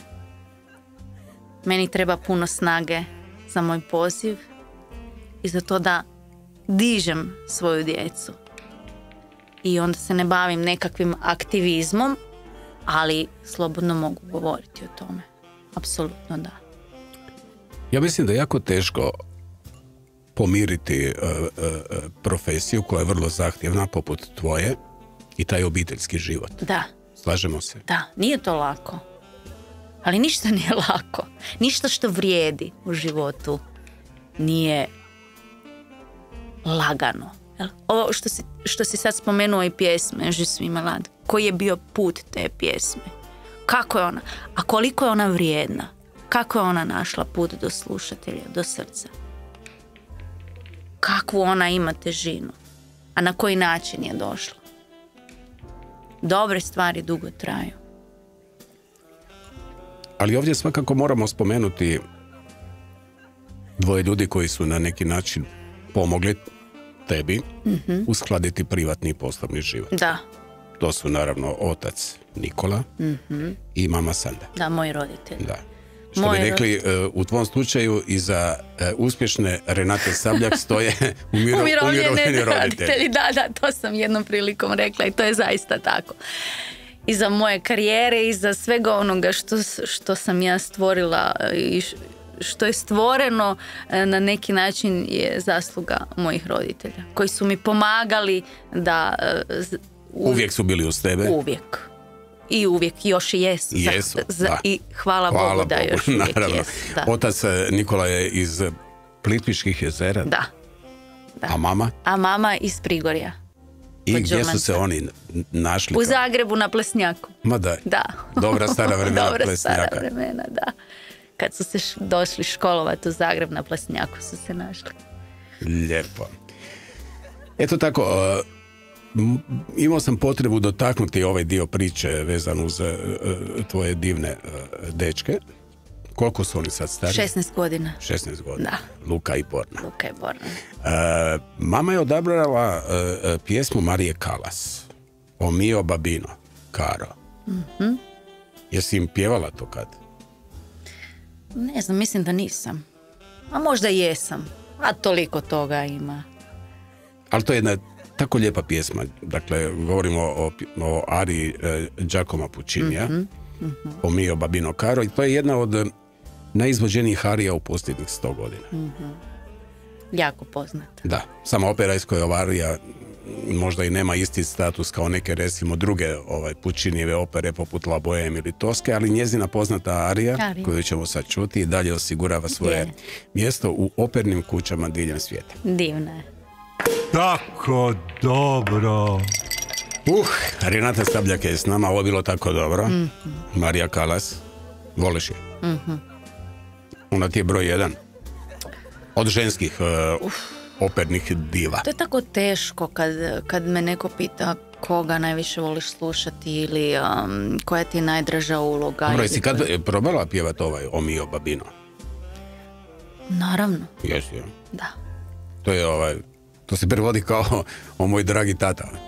O mio babino caro. bolje od Marije Kalas. Ne. Ali ovako, inače tu ariju pjeva Loreta koja moli svog oca Đanija da je pomogne da se uda za ljubav svog života, nekog Rinučija. Lijepa priča. Jako lijepa priča. Renata, draga, sloboda koja ti je dana tvojim poslom, to mora da je velika stvar. Je. Ne vidi si kad ti izađeš na stage i sad kreneš, dakle ti si u tom svom prostoru, vi ste svi zajedno u tome. Ima tu naravno raznih konekcija, da se ne bi zavaravali. To je, ja bih to nekako slikovito predočio kao u recimo nekom, da li nogometnom, rukometnom, košarkaškom timu. Znači, ljudi nikad ne moraju zajedno u kafić, ne moraju zajedno na kavu, ali imate zajednički cilj. Stvoriti dobru predstavu. Točno? Da. I završi predstava. I Bog. idemo doma. Vi znate kad je predstava bila dobra? Da. Pa zna se to. Osjeti se to unutra. Iako zna biti situacija kad glumac zna reći oj, danas nisam bio dobar, bio sam umoran i nisam bio dobar, a recimo subjektivan odnos ima do sebe, predstava je recimo jako dobra. Ali evo, mi svi koji se bavimo ovim poslom, naravno, razumjet ćemo se, na neki način sve naše, nećemo reći probleme, nego izazove, loša raspoloženja moramo ostaviti iza ovih vrata i ući ja u ovaj eter, a ti u svoju čaroliju, vedra i vesela duha, samo tako. Pa da. Isto kao i kod pjevanja u mjuziklima, na primjer, nekim glazbenim predstavama. Ne možeš ti sad pjevati emocije, Mamma mia, zato što si tužna. Ti moraš biti vesela. Moraš ostaviti to iza vrata. Da. Privatan život je tamo, ti sad ulazi. Zato ja volim recimo šminkanje i pripreme za predstavu, oblačenje kostima. To je jedna vrsta svečanosti. Ti se ne bi javila večeras kod Đani ovaj period. Ja bi se rekla Grgaja. Sorry, Žalost kod Irene ja se uvlačim, ja sam kod moje Kiki i Vesne. A prosti, što ti je Vesna skrivila? Vesna, naša garderobjerka. Da, navodno si je jednom zveknula oklopom samo tako po glavi. Imali smo jako brzu preslaku u Spamelotu. Jako brzo. Govorimo o Monty Pythonu. I izlazila sam iz oklopa u isto jedan šljašteći kostim, srebrni. I imali smo jako malo mjesta za izlaz van na scenu. I skidali smo taj oklop koji je bio pravi oklop. Malo sam nezgodno digla nogu, udarila ženu u glavu i sad ću do kraja života. Vesna, oprosti. Vesnice, oprosti. Događaju se. Znači, dobila je Vesna u glavu oklopom. Eto, ako je otprilike, to je otprilike tako zvučano. Ovi rituali. Imaš ti neke svoje rituale prije izlaska na scenu, recimo? Pa nemam, nisam neki. Nešto to ili ovak nešto. Pa to je to svi govorimo, to je prije. Dobro. Da. Onda slobili nogu i ove spikice. To svi međusobno si udjelimo. Break the leg i to. Tijekom ovog razgovora smo spomenuli Sandu Langerholz i naglasili, što je stvarno za nevjerovati. Ja mislim da je to za Guinnessa. Dakle, odigrati 500 i nešto predstava bez alternacije. To je danas nepojmljivo. Da. Što za Renatu Sabljak znači imati alternaciju? To bi trebalo vjerojatno biti neka zdrava konkurencija ili? Pa ne, to je samo kolegica koja dijeli istu ulogu sa mnom, da. Recimo u Jadnicima je to Vanda Winter. Da. U Mama Mi nisam imala nikoga. Samo ti? Da. Spamalot sam radila sama isto. I Altu smo, Kabare nisam imala nikog, Aidu nisam imala nikog. Ovisi da li je predstava rađena u 2 kasta ili ne.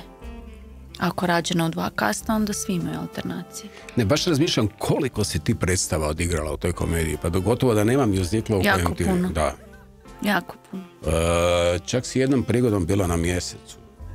Da, u Chicagu, kao Roxy Hart. Taj Ostala ti gore. Ostala ja gore visit na Mjesecu. Da, jer samo da naglasimo našim slušateljicama i slušateljima koliko je stvarno ova umjetnost kompleksna. Na stranu sve ovo što smo nabrojali, sve tri dimenzija, to je pjevanje, koreografija i gluma, ali tu mora biti uigrana i tehnika.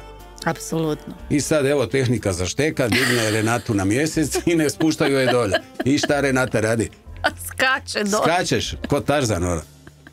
Zapeo nam je Mjesec i morala sam skočiti jer sam imala scenu dalje sa svojim Amosom. Ali mene to zadivljuje, znači ti kužiš da nešto šteka, ti kužiš da to vi ne spuštaju s Mjeseca. Da. I šta ti prolazi kroz glavu? A ništa, što ću napraviti? Skači. I nitko ne skuži, to je kao pod normalno bilo da Renata skoči s Mjeseca. Pa potrudiš se da u publici niko ne kuži.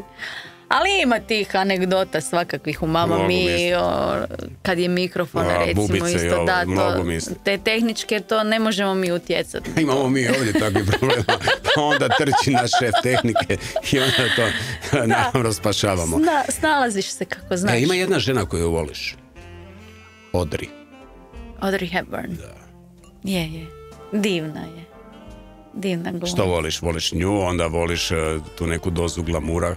Da, u filmovima u kojima ona... Ti voliš taj glamur? Volim ljepotu. Kako onda u Jadnicima to preživiš u onim? Teško. Dronjcima. Teško, još išaju. Ma daj. Čovječe. Da. Naša Irena Ružić koja je šefica maske i šminke zaista je napravila fenomenalan posao što se tiče samih transformacija perika i vizualnog identiteta predstave. Joj, evo još prije nego opet malo zasviramo, a ovo što ćemo zasvirati bit će poseban doživljaj. Naime, kako Renata Sabljak pronalazi svoj unutarnji mir? Volim ići u prirodu, jako. Dobro. Šetati, biti u tišini. Ako slušam glazbu, uglavnom slušam klasiku za opuštanje. Klasiku volim jako. Molitva. U bilo kojem obliku, kako god. I onda šeće na kraju vjerojatno ćorka. Spavanje. Da. Točno? Da, spavanje, da, jako važno. Počeli smo s Mamma Miom, počeli smo s ABBom. Sad ćemo pred kraj i zatvoriti taj krug. Gledaš kako je proletjela. Ne mogu vjerovati. Ne možeš vjerovati. Prije no što smo ušli u eter, rekla si, 2 sata. Baš sam pitala što ćemo mi pričati. Ovako, malo ćemo samo pustiti jedan mali, kako se to lijepo kaže, ficlek pjesme Dancing Queen. A onda sam ti pripremio karaoku Dancing Queena. Dancing Queen? Može. Pa može. Evo, Krešica, samo malo pusti Oriđiđi da mi čujemo kako se to ave, da se prisjeti malo Renata. Da, mi smo na hrvatskom imali. Da, sad ćeš morati You can dance, you can jive. Having the time of your life, kak to već ide. Tako dobro. Evo, završit ćemo s Jadnicima. Dakle, kao i na predpremjernoj izvedbi mjuzikla Jadnici, publika je ustala. Standing ovation. 10-minutnim stojećim ovacijama nagradila. To piše u novinama, pazi. Izvrsne soliste, ansambl, ali sve ostale sudionike ove veličanstvene predstave. Ovom se premijerom kazalište Komedija svrstalo u respektabilnu svjetsku obitelj, da se ne shvati krivo, jadnika. Da. Tek toliko. Ok. Ali ne znam je li ti poznato da je kazalište Komedija izvelo Jadnike u koncertnoj dvorani Vatroslava Lisinskog 1982. godine. Kuš koliko je to prošlo godina? Dakle, drugi po redu svjetske. I to kao prvo u Europi, ovo naglašavam, 1.5 godina nakon pariške praizvedbe, a 3,5 godine prije prerađene londonske produkcije, odnosno, pazi sad ovo, punih 5 godina prije njujorške produkcije. I onda je to značilo proboj toga dijela u najuži vrh najpopularnijih, najuspješnijih i najviše izvođenih mjuzihala svih vremena. Redatelj je bio tvoj dragi mentor, koji je isto sada gore, Vlado Štefančić.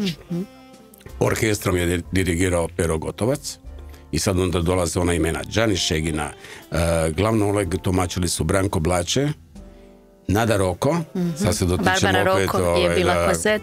ove familije Klasztorka, i Radojka Šverko kao tvoja Fantin. Radojka Šverko, znači koliko je prošlo to godina? Čovječe, 42 godine. Radojka, koliko je prošlo? 42 godine.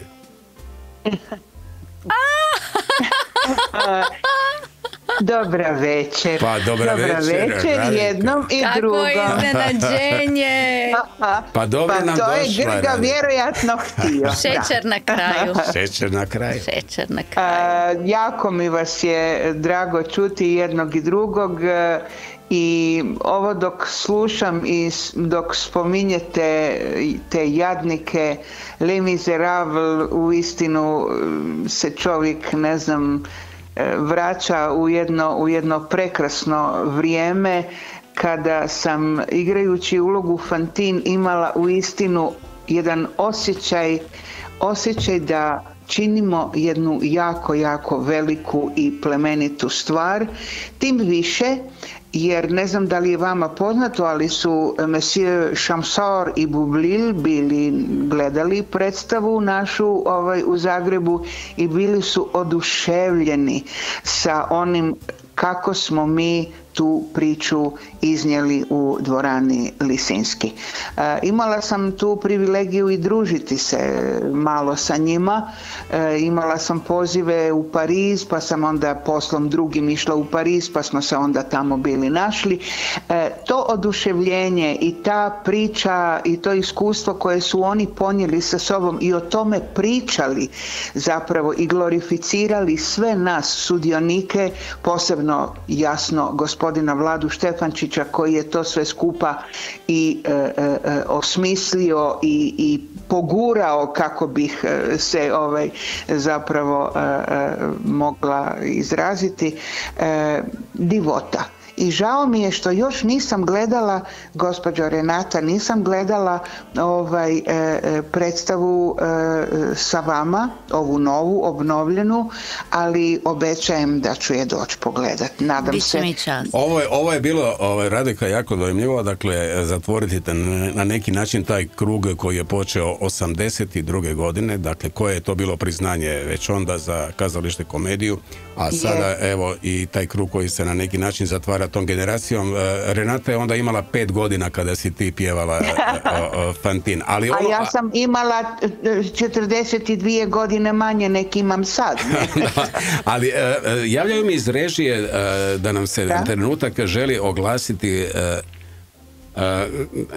Vjerojatno će nešto kasnije ćemo uspjeti doći do našeg dragog prijatelja i glavnog urednika Nacionala Berislava Jelinića. Dakle, čućemo ga još kao na neki način šećer na kraju, jer naprosto ima potrebu javiti se u eter i pozdraviti sve nas koji smo večeras ovog 30. dana mjeseca prosinca radili u eteru Radio Nacionala.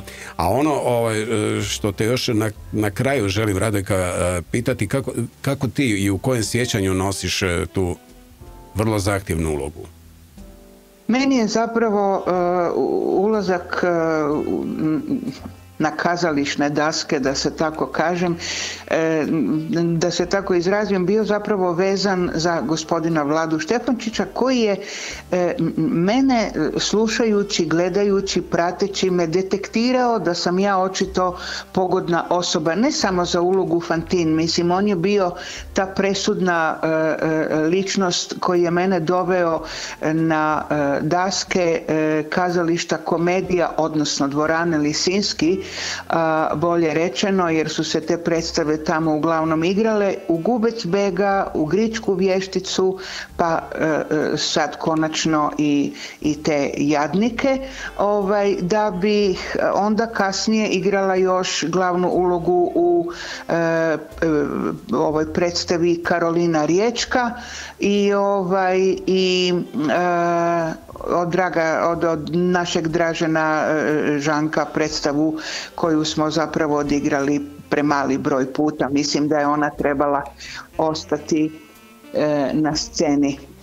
jer je to dijelo naših ljudi. Jel? I Ivice Krajača, pokojnog, evo, još jedan nažalost. bogati opus, rekao bih, glumački i pjevački, na tragu i ovoga što i naša Renata prolazi sve ove godine, a prošli smo ih i mi večeras tijekom ova 2 sata i mislim da mi sad javljaju da imamo na vezi i našeg Berislava Jelinića, koji se želi oglasiti u eteru Radio Nacionala i ima potrebu pozdraviti sve nas večeras ovdje u studiju Radio Nacionala. Bero, dobro nam došao.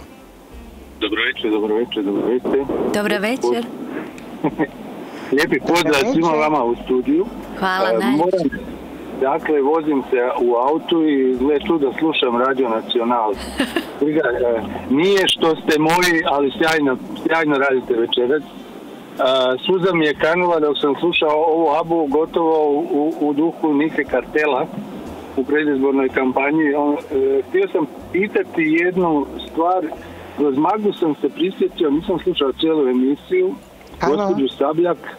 Jeste li vi prije nekih 20 godina sudjelovali u šovu Napokon nedjelja? Jesam.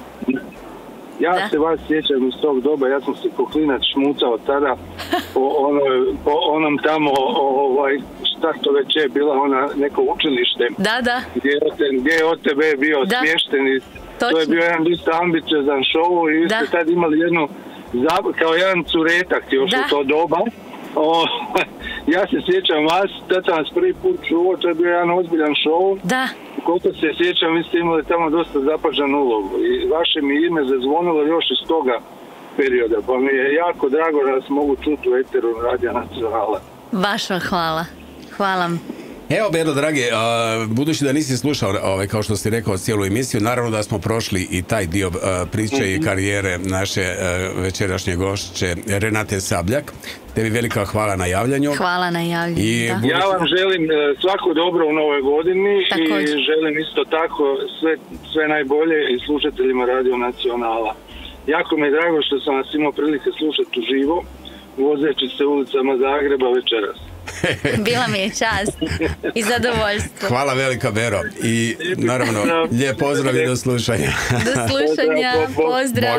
Do slušanja, doviđenja. Radeka, draga, evo. Grga, ja bih zamolila samo par sekundi, htjela bih iskoristiti ovu priliku s obzirom da se sa našom Renatom nemam prilike baš niti družiti, međutim moram ovako javno izreći nešto što mi leži na srcu, a to je da sam sad nedavno na televiziji slušala Renatu u jednom duetu sa našim Žakom Houdekom i da mi je to ostavilo takav dojam da ga jednostavno nisam niti ovom prilikom mogla prešutiti. To je nešto najljepše, najbolje u onom glazbenom smislu što sam čula već dugo vremena. Evo ga. Svaka vam čast, Renata, za svaku pohvalu. Evo ga. Hvala, Radojka. Evo, Renata naravno sklapa ruke i kaže hvala, Radojka. A kad to kaže diva svjetskog glasa, kao što je naša Radojka Šverko, onda to zna se. Hvala puno. Radojka, velika ti hvala. Pozdrav i naravno uz najljepše želje u novoj 2025. godini. Uz hvala što si nam se nakratko pridružila i zatvorila ovaj magični krug muzikala. Bilo mi je drago. Renata, vama isto od sveg srca sve najbolje. Također. Da ako već neće jadnici igrat doživotno, budite nam što više na pozornici. Lijepo vas je slušati. Komplimenti, signorina. Grazie. O, signora. Hvala ti, draga Radojka. Lijep pozdrav i do slušanja. Volim, do slušanja, doviđenja, sretno svima. Dženja. Renata, pogledaj nas sad. Da ne mogu vjerovati. Što si rekla? Eto. Mislila sam da neće brzo. Ali evo. Da, baš je proletjelo. Evo. Hvala ti velika. Bilo je veliko zadovoljstvo, veliki užitak, to tvoje veselje, ta tvoja radost, ta tvoja pjesma. Hvala. To što si uzbudila srca mnogih, evo čula si i našeg Berislava Jelinića kad je čovjek, dakle, u automobilu i to sluša i vrati ga u neka vremena i prisjeti se na ono što smo i dotaknuli večeras tijekom našeg razgovora. Napokon nedjelja. Da.